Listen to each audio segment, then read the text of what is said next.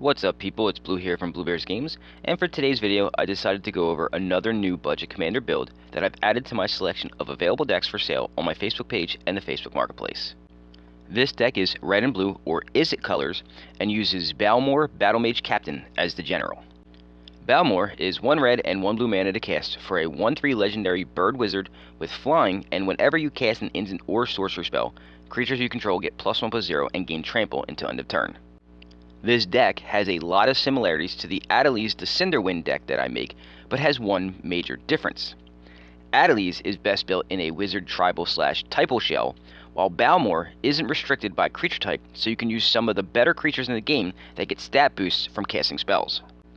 Basically, the theme here is playing creatures that benefit from you casting non-creature spells, and then obviously casting lots of non-creature spells. I included a bunch of instants and sorceries that either draw cards or buff creatures to make up the bulk of them, but there are a couple of other things thrown in for fun. So, before I get to it and show you the rest of the 99, I want to take a moment to let you know that if you're in the market for an awesome looking deck box, playmat, or sleeves, please visit our sponsor at arcane-fortress.com and take a look at what they have. Their deck boxes are some of the best I've ever used, and you can even get an additional 5% off of your total purchase if you use discount code BLUEBEAR at checkout. If you want to know more about their deck boxes, the link that just popped up at the top of your screen will take you to a review I did of their Radiant 100 Plus Hidden Island deck box, so you can see how it looks and hear all about its features. Now let's get to it, and I'll show you the rest of this budget commander build. So the lands that I chose for this build are your basic budget suite of cards. We start with Temple of Epiphany for some mana fixing, Highland Lake, Izzet Guildgate, Swith's Water Cliffs, Thriving Bluff, and then Thriving Isle for the other side. Now, the next two lands are the hidden lands. They're Hidden Cataract and Hidden Volcano. These are interesting lands. They both come into play tapped, and they both tap to add a color, whichever one it is. So the Cataract does blue, and the Volcano does red. It's the second ability on these that I wanted this for, because this is a Spellslinger deck, and I wanted to be able to cast as many spells as I could.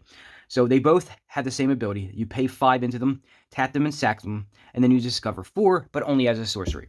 Discover says you exile cards from the top of your library until you exile a non-land card with a mana value of 4 or less, and cast it without paying its mana cost, or put it into your hand. And then you put the rest on the bottom of your library in a random order. I like these a lot, and I may need to acquire a whole bunch of these, because these are great for Spellslinger decks, but they're also great for digging into your deck and finding other things. So those are in there. Encroaching Waste, because if you've seen any of my other budget build decks, I always put something like this in there. Usually it's Encroaching Waste, because you never know what you're going to find out there. There's a lot of devastating non-basic lands out there, so Encroaching Waste is a great inclusion. Evolving Wilds and Terramorphic Expanse, because I wanted to limit the amount of bad draws later in the game. So taking out lands from your deck and putting them either into your hand or into play, which these do, will make your draws better later. And then the rest of it's just basic islands and mountains. I don't remember the exact amount, but if you want to take a look, I will have the deck list in the description of the video. As far as ramp goes for Izzet or red-blue, it's really bad. It's usually one-shot stuff from red, and blue has basically none, except for like maybe treasure token making, so I had to rely on mana rocks to do stuff. So, we'll start with Renegade Map. It comes into play tapped, and then you can tap it and sack it to go search for a land and put it in your hand. This is not ramp, this is mana fixing. However, it is going to make your draws better later, because you won't be drawing that actual land later in the game. Same thing with Traveler's Amulet, only now it doesn't tap and sack to do it. It's just you pay the 1 and sack it. So again, it takes a land, puts it in your hand, and then you won't draw that land later. As far as mana rocks, the actual ones that stay in play, we got Sky Diamond and Fire Diamond. Then we have Izzet Signet, Felwar Stone. Blue is a very popular color in Commander, so you should hit on blue a lot more than you should on red, but you may hit on red as well, because there are a lot of commanders that are multicolor that include red. Mind Stone, you can draw a card later if you don't need the ramp anymore. And then the last card is actually a creature. It's called Curious Homunculus. It is a 2 to cast 1/1 that taps to add colorless to your mana pool, but can only be used to cast instants and sorceries, and has another ability that says at the beginning of your upkeep, if there are 3 or more instants and or sorcery cards in your graveyard, you transform it, and you will have that in your graveyard. And it turns into this beast of a creature. It is a 3/4 with Prowess. Prowess is very prominent in this deck. I will explain Prowess now so you can remember it for later.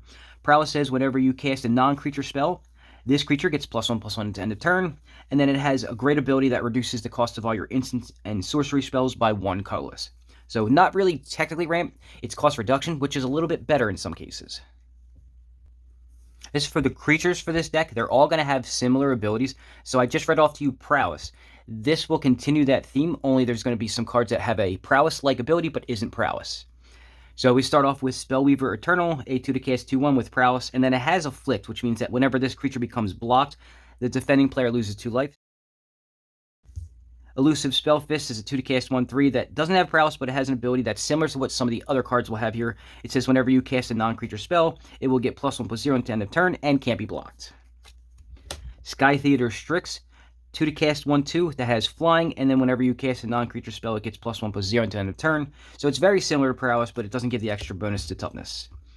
Even Wind Mage is a 3 to cast 2/2 with flying, and then whenever you cast an instant or sorcery, it gets +1/+1 until end of turn. And the difference there is prowess is non-creature, not just instant and sorcery. Niblis of Dusk, 3 to cast 2/1 flying with prowess. Jessian Thief, a 3 to cast 1/3 with prowess, and whenever it deals combat damage to a player, draw a card, which is quite useful. You may run out of fuel here if you don't have stuff to draw cards. Frolicking Familiar is a 3 to cast 2/2 with whenever you cast an instant or sorcery spell, it gets +1/+1 until end of turn, but it also has an adventure. So if it's in your hand, you can cast the adventure for 1 red, and it will deal 1 damage to any target. That's great for adding triggers to all of your creatures, and then later it will benefit from other things being cast and triggering for his ability. Jeskai Wind Scout, 3 to cast 2/1, flying prowess.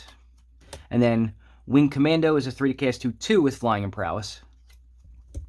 Trawler Drake is a 3 to cast 0/0, and it doesn't have a similar ability to everything else. This one has something a little different, but ends up being the same thing anyway.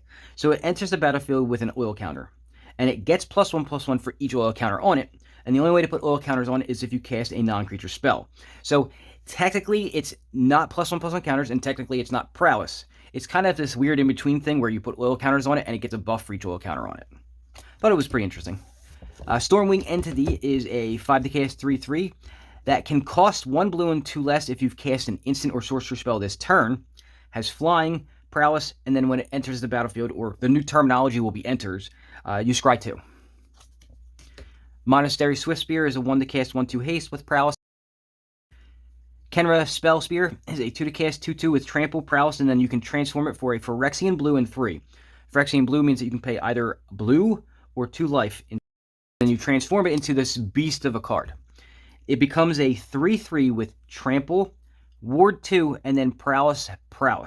And each instance of prowess triggers separately. So anytime you cast any non-creature spell, it will get the +1/+1 separately for each prowess instance. This is a beast of a card in this deck. Killing Fiend is a 2 to cast 1/2 that whenever you cast an instant or sorcery spell, it gets +3/+0. Festival Crasher is a 2 to cast 1/3 that whenever you cast an instant or sorcery, it gets +2/+0. Electrostatic Infantry is a 2 to cast 1/2 with trample, and whenever you cast an instant or sorcery spell, it gets +1/+1 as well. Get to Amplifier is a 2 to cast 1/2 with a kicker of 3, and then when it enters the battlefield, if it was kicked, you return target creature an opponent controls to its owner's hand, so that's a tempo move, and then whenever you cast an instant or sorcery spell, it gets +2/+0. Fire Urchin is a 2 to cast 1/3 with trample, and then whenever you cast an instant or sorcery spell, it gets +1/+0 until end of turn. You see the theme here? Abbot of Carol Keep is a 2 to cast 2/1 with prowess, and then when it enters the battlefield, you exile the top card of your library, and until end of turn, you may play that card. So it's not card draw per se. You still get to play a card if you need. Spellgorger Weird is a little different. It is a 3 to cast 2/2 that whenever you cast an instant or sorcery spell, you put a +1/+1 counter on it, so the actual buff stays now. Pyroceratops, same thing, but it's a 4 to cast 2/3 and has trample. Blister Coil Weird is a 1 to cast. That's a hybrid mana cost, by the way. It means you can pay either 1 blue or 1 red. It is a 1/1 that whenever you cast an instant or sorcery spell, it gets +1/+1 until end of turn, and then you untap it. Sprite Dragon is a 2 to cast 1/1 with flying and haste, and then whenever you cast a non-creature spell, you put a +1/+1 counter on it. Storm Chaser Mage is a 2 to cast 1/3 with flying and haste, and then prowess. Bloodwater Entity is a 3 to cast 2/2 with flying and prowess, and then whenever it enters the battlefield, you may put target instant or sorcery card from your graveyard on top of your library. And then the last creature card doesn't have any of that, but it does help the deck. It is Johann Apprentice Sorcerer. It is a 4 to cast 2/5, great stats actually. And then you may look at the top card of your library anytime you want, and then once during each turn, not just yours, but your opponent's too, you may cast an instant or sorcery spell from the top of your library, but you have to pay the mana cost for them. It's not for free. Now let's talk about the spell slinging part of this deck, which is the instants and sorceries. There are 4 sections for this. We'll start off with buff spells. So they're all going to do something that buffs your creatures. So on top of the prowess or the abilities that give them a buff for just casting things, these will also buff them additionally, which is how you're going to win with this deck. Weapon Surge is a 1-cast instant that gives a creature +1/+0 and first strike until end of turn, but you can overload it for 2, and then if you pay the overload cost instead, each creature will get +1/+0 and first strike. Dino Charge, it's 1 to cast again, and it gives target creature +2/+0, but if you overload it for 3, each creature will get +2/+0. Haze of Rage is a 2 to cast sorcery that has 3 different things you can do.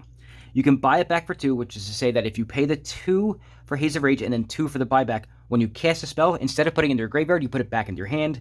It gives creatures you control +1/+0, and then it has Storm. Storm is one of the most powerful abilities in the game, and if anybody tells you any different, they're wrong. Storm says that when you cast a spell, you copy it for each spell cast before it this turn. There are some implications of combo with this card that I will speak about later. Path of Anger's Flame is 3 to cast for an instant that's arcane, which doesn't matter in this deck, and it gives creatures you control +2/+0. Burn Bright is the same thing, but it isn't an arcane spell. Ambitious Assault is 3 to cast, and it gives creatures you control +2/+0 until end of turn, and if you control a modified creature, you also draw a card. This is in here because I have a couple of cards that gain counters, so you may be able to draw the card off of it. Teleportal is actually like the Craterhoof Behemoth of this deck, if you will. This is your game ender, possibly. It's 2 to cast, has target creature you control get +1/+0 and unblockable until end of turn, or they've changed that to be can't be blocked this turn. But you can overload it for 5, making each creature you control get +1/+0 and unblockable. So Craterhoof gives you evasion by giving trample. This gives you evasion by making everything unblockable. The next section will be card draw. A lot of card draw in here. So this is a cantrip. It's 1 to cast, and it lets you draw a card. And it also has a kicker cost of 1 red and 1 of any. It also has target creature get -4/-0 until end of turn, but if you kick this spell, the creature must block this turn if able. So it's kind of a weird card. It's in here for the cantrip ability, but it's nice to be able to make somebody's creature have to block and kill it. Opt, very simple. It's pay 1, scry 1, draw 1. Think twice, 2 to cast to draw a card, and you can flash it back. And that's actually important. Being able to recast some of your stuff is great in a deck that relies on it. So I have a lot of cards in here that are able to be done twice. So this is one of them. Scour all possibilities, pay 2, scry 2, then draw a card, and you can flash it back for 5. Radical Idea, pay 2, draw a card, and jumpstart it. Jumpstart it says that you may cast this card from your graveyard by discarding a card in addition to paying its mana cost, and then you exile it. So it's like a quasi-flashback. Divination, simply just pay 3, draw 2 cards. Just one more card drawn here. Of One Mind, pay 3 to draw 2 cards, but it will cost 2 less if you control a human and a non-human, and you will. In this deck, there are a lot of humans and non-humans. Deep Analysis, pay 4 to draw 2 cards. You can actually have target player draw 2 cards, so if it's beneficial to do so, you will, but most likely you will be drawing them. And you can flash this back for 2 and paying 3 life. Life is a resource in Commander, remember that. Chemister's Insight, 4 to cast, instant, you draw 2 cards, and you can jumpstart it, just like the previous card that had jumpstart. Faithless Looting, which is a 1 to cast sorcery that you draw 2 cards and discard 2 cards, and you can flash it back. Electric Revelation is a 3 to cast instant that you, as an additional cost to cast a spell, you must discard a card, but it lets you draw 2 cards and you can flash it back. Up next, removal. So we start off with Shattering Pulse. Since red's main thing it destroys is artifacts, of course I had to put something that you could do repeatedly. So Shattering Pulse is a 2 to cast instant that you destroy target artifact, but you can buy it back for 3, which is great for things that have prowess, or any ability that when you cast an instant sorcerer non-creature spell that gains a buff, that you can get it back repeatedly. Chaos Warp, I'm not really a big fan of Chaos Warp, but there's not a lot of other options in blue and red for actually destroying things, so this doesn't destroy it, but at least it gets rid of a problem on the board. Immolating Gyre is a 6 to cast sorcery that deals X damage to each creature and planeswalker that you don't control, where X is the number of instants and sorcery cards in your graveyard, and there should be a lot because there are a lot in this deck, so it should be able to do a lot of damage to a lot of your opponent's creatures. Capsize, one of my favorite cards in the game. It's a 3 to cast instant that says you return target permanent to its owner's hand. Read that again. Permanent. Doesn't say non-land. You can actually return your opponent's lands to their hand if you would like to. This is a devastating card because you can also buy it back for 3, so do it over and over again. If you can figure out a way to get infinite mana in this deck, you can actually literally return everything to that everybody has on the board to their hand. Last 2 cards are just utility things. So we have Blister Squall. 1 to cast, tap target creature that you don't control, and you can overload it for 4. So it says tap each creature that you don't control. This is for control aspects. If you need to get through, if you can't make things unblockable, it's just to be able to get damage through. And Mystic Retrieval, 4 to cast, sorcery that returns an instant or sorcery card from your graveyard to your hand and flashes back for 3 mana. For the enchantments that I chose for this deck, there are only 2, but what I chose are good utility. We start off with the Mirari Conjecture. It's a 5 to cast Saga. Has 3 steps that it goes in. The first one, when you cast it, will return target instant card from your graveyard to your hand. On the next turn, you will hit step 2, which will return target sorcery card from your graveyard to your hand. And then on the final one, it says until end of turn, whenever you cast an instant or sorcery spell, you may copy it. And then you may choose new targets for the copy. Yes, I understand that prowess and all those other things rely on casting. This copies them. But if you're copying buff spells, you're getting more damage through. The other one is Furious Rise. It's a 3 to cast enchantment that says at the beginning of your end step, if you control a creature with power 4 or greater, exile the top card of your library, and you may play that card until you exile another card with Furious Rise. So it's not card draw, but it helps you get access to cards to play later. The lone artifact is just to help protect something on the board. It's Mirror Shield. If you've seen any of my other budget deck videos, you know I use this in place of things like Lightning Greaves because this costs a lot less monetarily. It's a 2 to cast equipment that equips for 2 and gives the equipped creature +0, +2, and hexproof. And then whenever a creature with Death Touch blocks or becomes blocked by this creature, you may destroy that creature. I don't understand the Death Touch thing. It doesn't really matter to me. It's only in here to give a creature, most likely your commander, hexproof. Now, as far as infinite combos go for this deck, it actually has 2. The first one uses the following: Stormkiln Artist, Shipwreck Dowser, and Essence Flux. The second one uses Stormkiln Artist and Haze of Rage, and I will explain how both of them work right now. First, let's talk about the 3-card combo of Stormkiln Artist, Shipwreck Dowser, and Essence Flux. To fully understand the combo, you need to know what each card does first. Stormkiln Artist is 4 mana to cast for a 2/2 Dwarf Shaman with 2 abilities. The first is that it gets +1/+0 for each artifact you control. This doesn't affect either of the combos, but it does fit the rest of the deck's theme in a roundabout way. While almost every creature in the deck gets a buff for casting spells directly, this one gets a buff for having artifacts in play. The second ability is called Magecraft, and helps that out though, because every time you cast or copy an instant or sorcery spell, you create a treasure token, which is an artifact, so technically it gets a buff for casting instants and sorceries, but just in a different way. The second card for this combo, Shipwreck Dowser, is a 5 mana 3/3 Merfolk Wizard with prowess, and when it enters the battlefield, return an instant or sorcery card from your graveyard to your hand. And the final part to this combo, Essence Flux, is a 1 mana instant that says exile target creature you control, then return it to the battlefield under its owner's control. If it's a spirit, put a +1/+1 counter on it. To do this combo, you need Essence Flux in your hand and both the Artist and the Dowser in play. Simply casting Essence Flux, targeting the Dowser starts this whole thing off. When you cast the Essence Flux, targeting Shipwreck Dowser, you will put the card in your graveyard, and Stormkiln Artist's Magecraft ability will trigger, creating a treasure token. The Essence Flux's ability will then resolve, blinking the Dowser, and when the Dowser enters the battlefield, target the Essence Flux to return it to your hand. From here, you can rinse and repeat this loop thanks to the treasure token that it creates, because Essence Flux only costs 1 mana to cast. You can do this infinitely, and will result in the following infinites: non-creature, specifically instant spellcasts, leaves the battlefield triggers, enters the battlefield triggers, and treasure tokens, but you will use the treasures to keep this loop going, so it won't net you any extra mana. Now all of a sudden, those small creatures that you control won't be so small anymore thanks to all those prowess and prowess-like abilities on them. Now let's talk about that second combo, which uses Stormkiln Artist and Haze of Rage. I already told you what Haze of Rage does, but if you need a reminder, I'll leave it on the screen for you. Since Haze of Rage has Storm, when you cast it, the Storm triggers will also trigger the Stormkiln's Magecraft ability for both the original spell that you cast and any Storm copies that it makes as well. What that means is you need to either have 3 spells cast before it in the turn, or have access to 9 mana to start the process of getting to 3 spells cast for the turn. The reason for needing 9 mana to start is because you need 4 mana to cast Haze of Rage and buy it back the first time, but thanks to the Stormkiln Artist, you will create a treasure token that you can sack to pay for 1 of that mana the second time. Since Storm counts as copying a spell, each subsequent cast will add a treasure token to the amount that it creates. Once you're up to 3 total spells cast for the turn, the next time you cast Haze of Rage and buy it back, it will also create 3 Storm copies, which will give you 4 treasure tokens, and it will start paying for itself from there. The added benefit here is that you will actually end up creating a lot of extra treasure tokens, so you'll also gain access to infinite mana as well.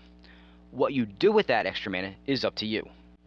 If you need anything from either of these infinite combos explained to you though, please ask in the comment section and I will elaborate further. And there you have it folks, my brand new Balmor Battlemage Captain budget commander build that's available for $40 plus shipping on the Blue Bears Games Facebook page. If you're a fan of casting a lot of spells while also attacking with really big evasive creatures, then this deck is for you. What I like most about this deck is that it combines the strategies of combat, combo, and Spellslinger together perfectly, with none of them getting in the way of each other. In fact, they actually all help each other out quite well here. Looking ahead to the next 4 weeks, it's time to start unboxing and upgrading the Lord of the Rings Commander Precons finally. I know I'm a little late in getting to these, but now that every release gets a set of Commander decks, it's really hard to keep up. The Universes Beyond Precons are usually better than regular set Precons, so it should be fun, so make sure you join me for that starting next Friday. That's all for this video, so I want to thank you for watching, and if you could, please do me the favor of giving the video a like, subscribing to the channel if you haven't done so yet, sharing this out to anyone you think would enjoy it, and visiting our sponsor at arcane-fortress.com and using discount code BLUEBEAR for an additional 5% off of your entire order if you decide to purchase anything from them. Now, unless you decide to go and watch some of my many other videos, I will see you all next week.